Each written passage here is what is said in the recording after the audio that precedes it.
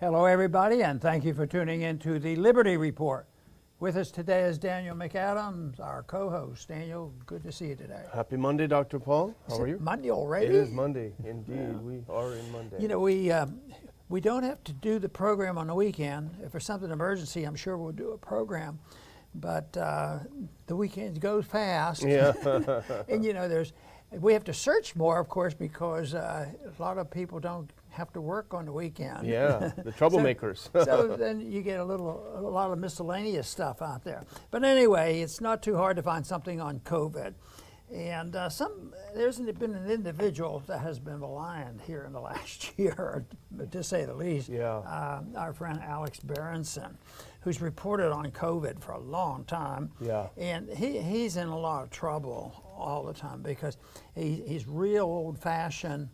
He thinks that a journalist, and I believe he's had a little journalistic experience, he has this weird idea that in journalism you're supposed to report the truth. Yeah. And that can get you into some trouble. I mean, where you really got into trouble if you started to be a truth teller and a whistleblower in Washington, you go to jail, Yeah. or you get excommunicated, or you are treated like Assange or Ed Snowden or somebody.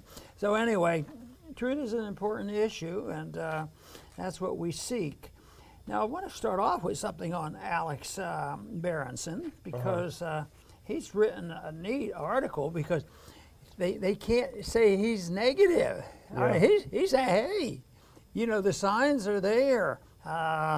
This thing is going to end. And his main argument is it's so fruitless and it's so silly. That doesn't mean that he'll have perfect knowledge on political power. Yeah. That's the big question I always have. But at least there's a lot of natural events occur. People do respond, and people have responded, and they have rebelled, and they have resisted. So this is all good. And the title of the article is "The Light at the End of the COVID." Yes. And I think there's a lot of positive things here, but I read it with caution, wait and see, encourage the people who are starting to rebel.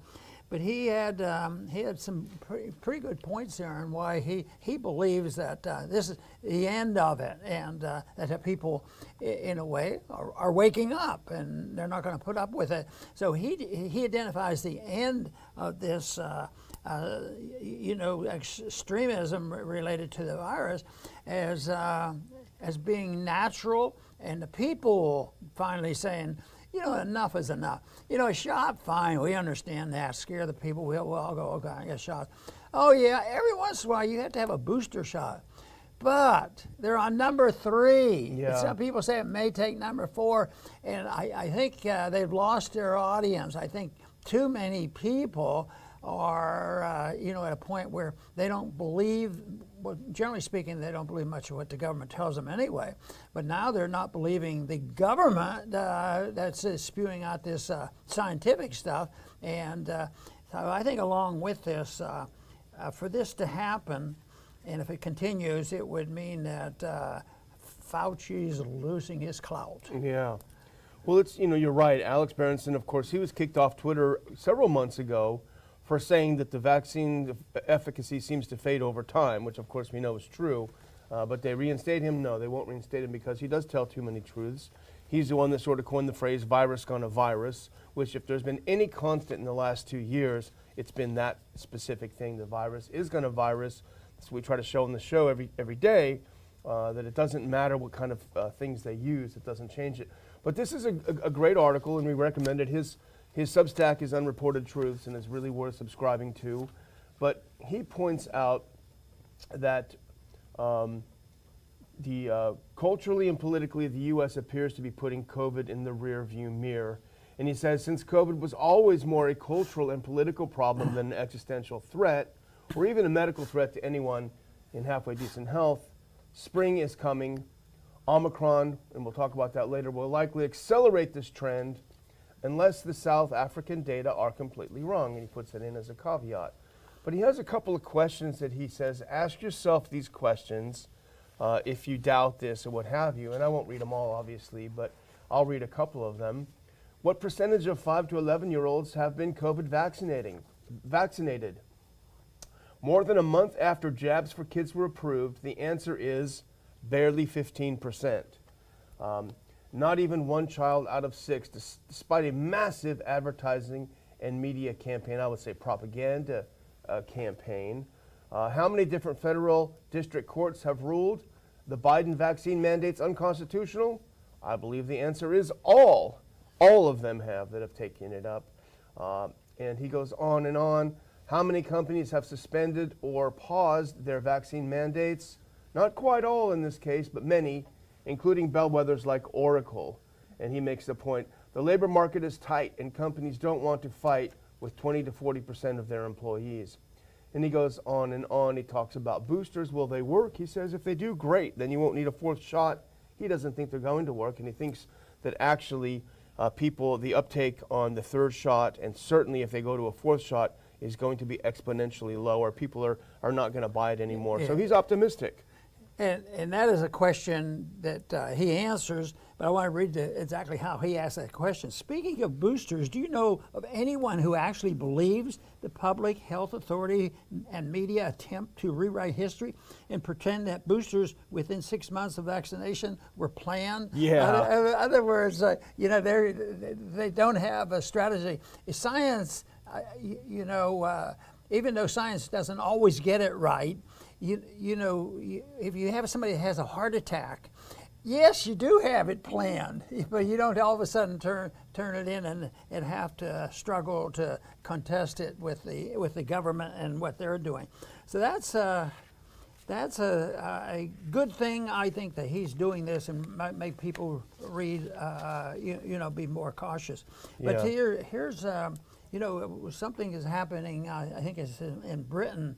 That somebody wrote the full list of the vaccine passport rebels. Yeah. No, that of course, what are they getting ready to do? Have another vote for to expand on vaccine? And Johnson is not exactly a friend of liberty. No, he's an enemy of liberty. He's an enemy of the people.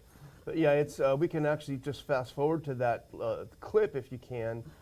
Full list of vaccine. I think it's 4 in from the Spectator, and this is a list of conservative MPs for the most part that have publicly announced that they will vote against a vaccine passport in the UK. I think it's up to about 75 now who said they will vote against a vaccine passport. So there's a little rebellion going on there in the UK. But I wanted to, if we can go back to that first one, because just to finish up on Berenson, if we can put that first clip up. And then Berenson makes the point, when you've lost the Atlantic, you've lost everything. And they have an article that they just put out, where I live, no one cares about COVID. And so that is pretty bad news. Outside the world inhabited by the professional classes, can we just put that real quick? Outside the world inhabited by the professional classes in a handful of major metropolitan areas, many Americans are leading their lives as if COVID is over, and I can attest to that, certainly Dr. Paul down here. There are a few holdouts that put a bunch of stuff on their face, and I'm sure they're taking a bunch of shots, but for the most part, if you go to HEB, it's probably 95%. People are just looking pretty normal. But we wanted to talk a little bit about Omicron in South Africa, I think, and Berenson had another article about great news in South Africa. The article was titled, "Stunning Data from South Africa Suggests Omicron May Be the End of COVID, End of COVID Vaccines." And it's because we know that the so-called birthplace of Omicron is in South Africa. So they've got several weeks jump on the rest of us on the virus. And let's look at that second clip, because this is from Berenson's article. And this, I think the tail is here. South African doctors suggest Omicron COVID is milder and more contagious. And I think, probably Dr. Paul, people will look at the second part of that and say, oh my gosh, it's more contagious than the other, so it's worse. But let's go to the next clip if we can. And this is an important, this is also was featured in Berenson's article, Omicron, the End of the Pandemic. No restrictions will be needed to protect hospitals in any way in any country. This is a researcher from South Africa. He says Gauteng in South Africa has peaked with case levels similar to Delta, but with deaths expected to be 25 times lower. And I know you've talked about this in the past, how viruses do this. Oh, yes, all the time. And I think it's beneficial. And that's the contest between the vaccine believers and also their obsession with rejecting natural immunity. But my thoughts on this was that, rebellion is a sort of a natural immunity against tyranny. People rebel in a natural way. They don't need a vaccine for it. They need a little boost and they need a little encouragement, and they need to pick and choose over which science they're going to pay attention to or whether they're going to obey the government on all this nonsense. So I think it's natural for the rebellion to come. So we are always frightened that it'll never come, and sometimes it doesn't for a long time. But I got a kick out of what happened when they were reading what this amendment, the rules that they wanted to change, what they did in the Commons. When the Health Secretary introduced the measures in the Commons this week, he was greeted with jeers and calls for him to resign from his own party members. There is now a growing backbench rebellion against the government's proposal, with several MPs publicly denouncing the winter restriction. So this is good. Once again, I think this is not hopefully ever just a total shocker never occurs, because it should be a natural thing. It should have come sooner. It should come even before some of this nonsense really gets started. So there's some prevention. But when it happens, finally the people speak out, and I think that's what we're seeing, and let's just hope we can help the momentum in that direction. Well, as you pointed out, Boris Johnson, of course, he's got his plan B, which is we're going to lock down even harder now, even though as we're discussing, data from South Africa suggests that it's more catchy, but it's a lot less virulent. It's a lot less deadly for people. And in fact, the UK has reported its first death from Omicron. And you say, oh, wow. But that's out of how many? They estimate 40% of all COVID in the UK, and it's big, is Omicron. And they've had one death, and you only see that one part of that. But, going back to South Africa, because they've had a few weeks in advance, look at that supplemental couple of clips that I had there, if you can. Because this is also from Berenson when he writes about South Africa.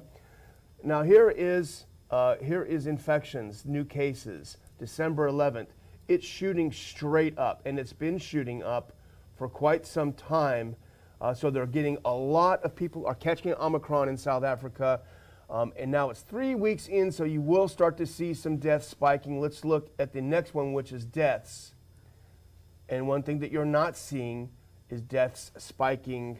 Obviously it's a trailing edge to infections, but when you've got 3 weeks in and you're not seeing any spikes in death, as Berenson said, let's hope, but certainly it looks like it's not going to be anywhere near as deadly as Delta and the previous ones. But that's more or less what's been predicted by so many of these people I know. who look at We're this. the only one who remembers that.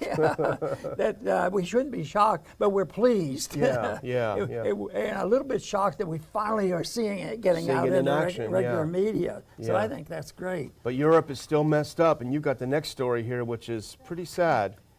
Yeah, this isn't a true story, isn't it? I wish This it wasn't. fake news? I No, wish it unfortunately it isn't.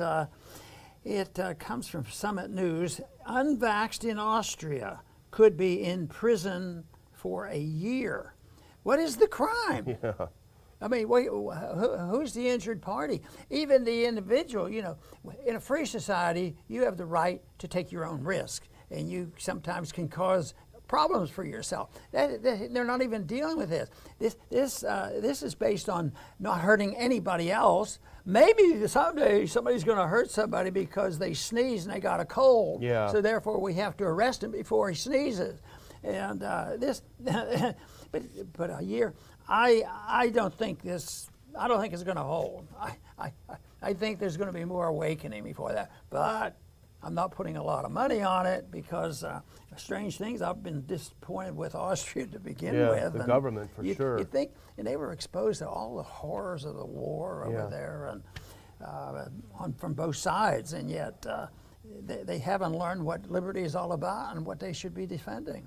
And with all the evidence that the shots have not worked as predicted, let's just put it that way, because we know Walensky said if you have the shot, you will not spread the virus. And Fauci said the shots are 100% effective against the virus. So at the least, you can say they are not performing.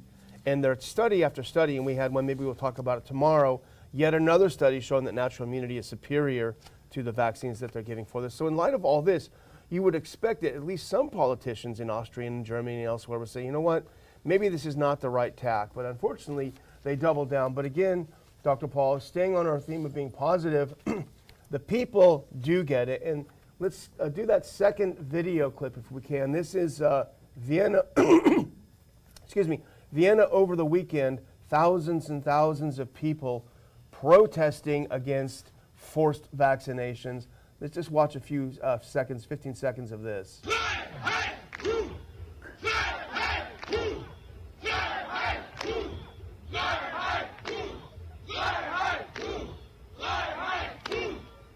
And what they're yelling, Dr. Paul, is Freiheit, freedom, freedom, freedom. And that is encouraging to see thousands and thousands of Austrians saying, we want and demand our freedom. Isn't it a great sight to Yeah. see this? Yeah. I think that's a like sign that, too. because most people on both sides of the big argument about freedom versus slavery is that the number of people who really, when they understand what's going on, they always come down on the side of freedom.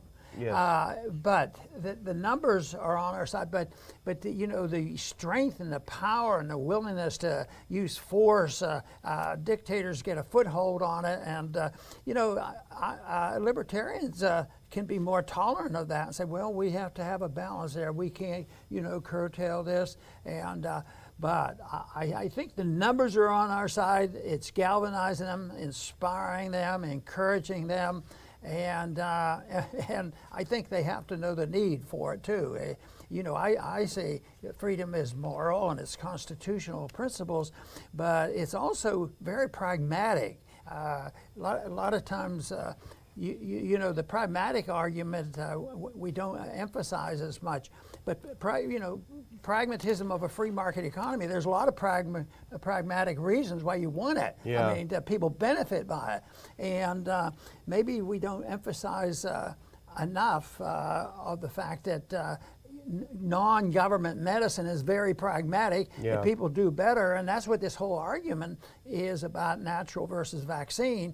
And the authoritarians and the money grabbers are saying, oh no, the best thing for do, we're going to take care of you and make you safe. And they literally use these ugly, vicious terms that if you do that, you're a killer. You're going to kill somebody if you don't get your vaccine. Yeah, it's terrible.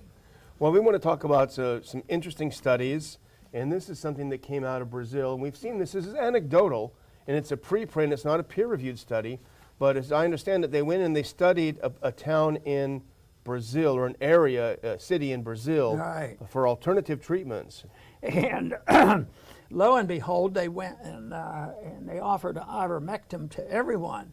And it wasn't like they were all of a sudden saying, line up and this is your treatment, we're canceling out the vaccines and you take Ivermectum.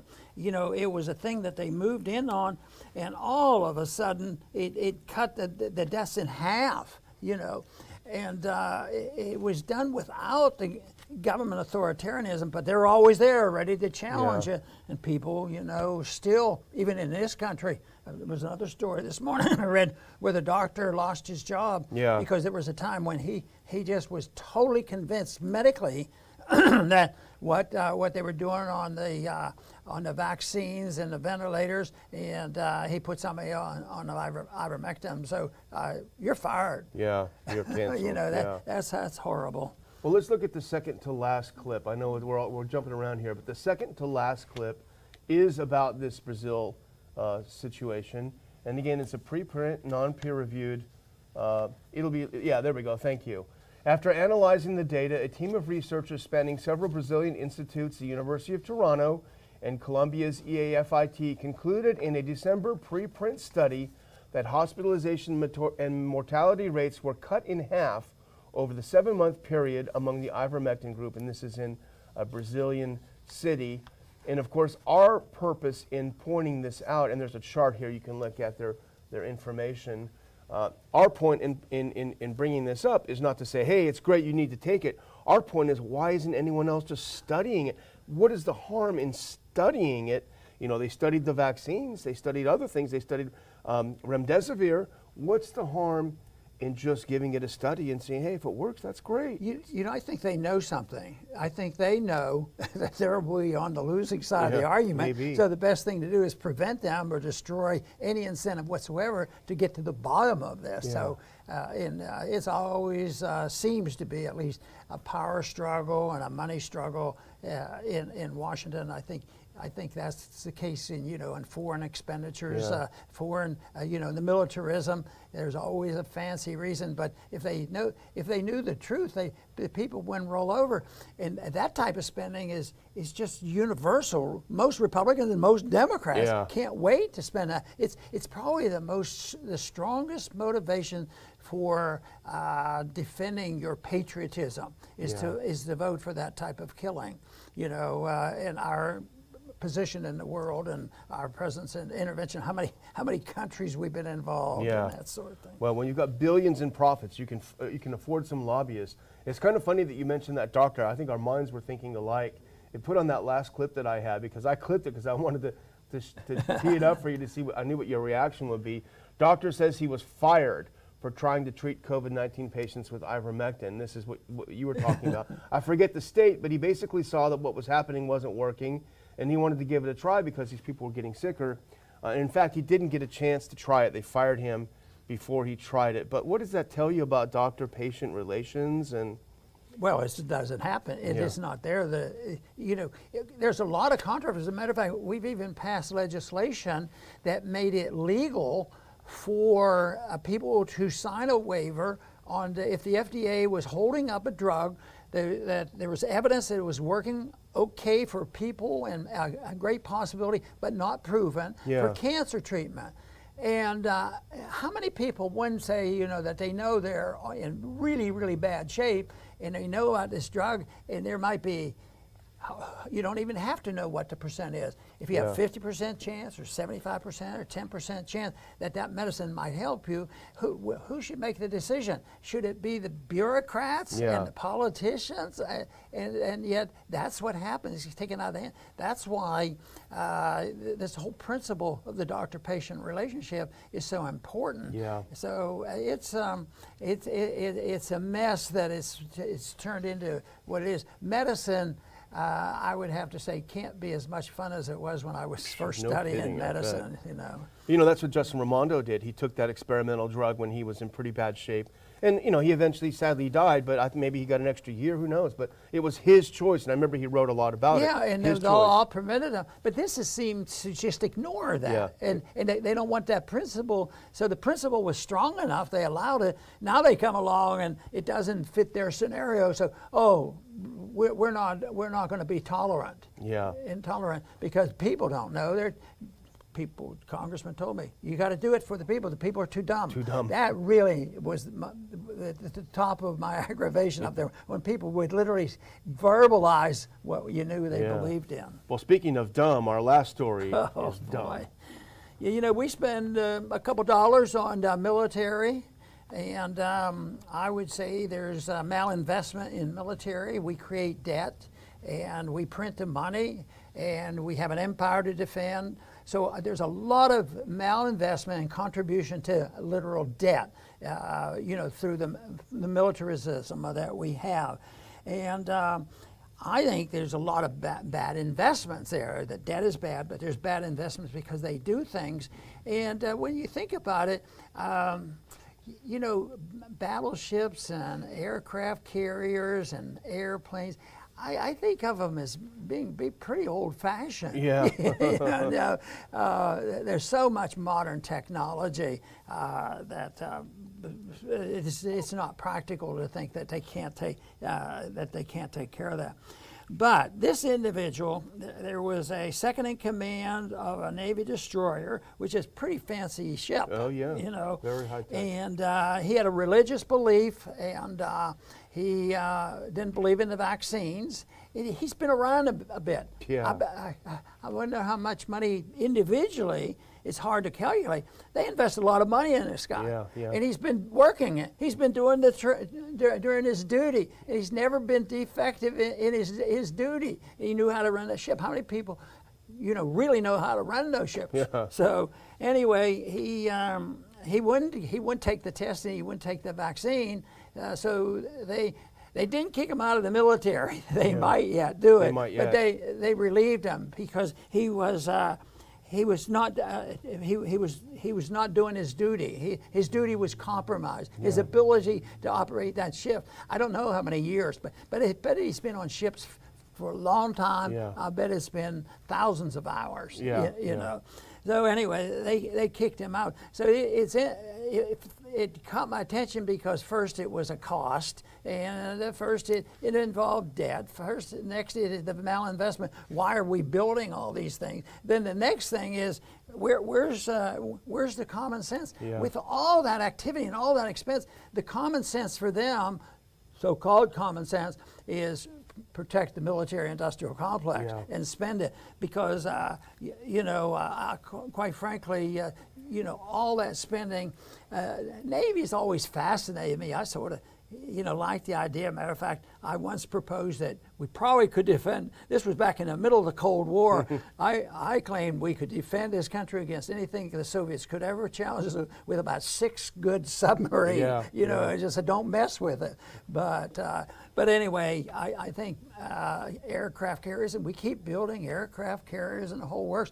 And with the technology and the missiles they have, if you really get into a war, I think they have about zero amount of capability of doing much. But what do? They build these with the idea that we're always going to have small wars. Yeah. We're going to, we have to be lined up to fire our missiles, and we can move them around and hide below the horizon. It's always with a plan that you're going to have a modest war. Yeah. And they even build tanks. I remember one time this was coming up, and there was a big argument on expenditures for tanks in the middle of the Cold War. And I asked him, I said, where do you think the Russians are going to invade us? Yeah. Do you think the tanks are going to come into Alaska or something? So, anyway, a lot of mistakes made when, and that's one reason why I always believe that the ability to inflate the currency and monetize debt will get us more involved in war. And just look at the 20th century. There was a lot of activity and a lot of wars that other countries shared in the same principle that it's always a cost, but you can hide it and dump the penalties on the people. Yeah. Well, this situation with this Navy commander, everyone's support the troops. You got to support the troops. This tells you what they actually think of the troops. And I think Americans should rise up and demand that these people not be treated this way. And there are many thousands of troops that are being terrorized right now with the loss of their career, the loss of their pension, the loss of their job, their status, simply because they don't want to take this particular medical treatment. And also, they're not being given, from what I've read, the actual FDA-approved drug. They're being given the still EUA, emergency use drug, which is a different drug, as argues the people that made the drug. So yes, the military is getting abused. This guy's getting abused. His career he'll never recover from this. If you're relieved of command of a ship, you're never going to recover. And I think your point is well made that he's gotten some attention because of his high position. But you mentioned the thousands of others. I mean, it isn't like 50 people here or 100 people there that are challenging this. There are thousands of people in the military. So you don't have to just think, well, yeah, they did spend some money on this officer to have him trained, but how about the whole system? Yeah. And if the system isn't working very well, it really doesn't even serve their purpose of national defense, but I don't think that's their strongest motivation. I think it's false patriotism that motivates them, and money. Yeah, exactly. Well, I'm going to end out just thanking everyone for support over our book giveaway offer, and your support for the Ron Paul Institute and the Ron Paul Liberty Report. Please, if you're not subscribed to this channel, please subscribe to this channel. Also go to ronpaulinstitute.org and subscribe over there. Again, as I say every time, we will not sell, rent, give, barter, bargain your names or your information away. That's just a way for us to communicate with you. We don't know what may happen in the future the way social media is, so it's great to know who you are and where you are so we can keep you posted and keep you in touch with what we're doing. Again, thanks very much for watching the show. Dr. Paul? Very good. You know, I think the report today, we keyed in on the number one part of our report about Berenson, because he really is telling us that the opposition's running out of steam, and there's a lot of positive things happening, which we've been working for and encouraging and hopeful that this would happen. But he really, in a deliberate, clear fashion, have shown a lot of places where people are shifting. And we had a couple of places overseas where this is shifting, but we also mentioned a couple of places that the leadership in some of these countries are just so determined to undermine any movement toward permitting the doctor-patient relationship to be the principal way that we treat patients around this country, rather than the bureaucracy and the politicians and the pharmaceutical companies. So I think there's some good news there. Let's just hope this momentum goes. I think the signs of this breaking, they claim it's just real recent, but I think you could find some things 6 months ago or 8 months ago, periodically we'd see this where people just stood up to the establishment, and they need the courage. People need courage to do it, because they have to have the comfort of knowing they're on the right side of the issue and that we're seeking the truth of this whole situation. So we should feel good about it. If we were arguing the case, if the pharmaceutical companies were being challenged and squeezed out of their profits, and that's what we were championing, that's a different story. But if we're arguing the case for a free market and personal liberty and why the country and the world would be better off, and that the whole issue of the pandemic would have been handled absolutely differently under the circumstances of a free society, and emphasizing medicine being out of the hands of the bureaucrats and the pharmaceutical industries. So there's a reason to be cheerful in this, and reason for us to continue the momentum. When people want to resist, and they can do it, with nonviolence and making a strong point, and they have the ammunition to explain why, natural immunity is far superior to the vaccines that we don't even know what they're giving. And every month they say, well, 1 isn't enough, 2 might be, 3 we need now, and who knows, we may need 4, may be permanent. So yes, there's every reason to be on the side of saying there's no reason why to be embarrassed, and I think the shift is coming our way, that the old-fashioned medical understanding, which has been around for a long time, that there's natural immunity when people get something, and it doesn't mean you have to get something that's a killer. That isn't the case whatsoever. So I want to thank everybody for tuning in and paying attention to what we're trying to do, and we appreciate very much your support. Please come back to the Liberty Report soon.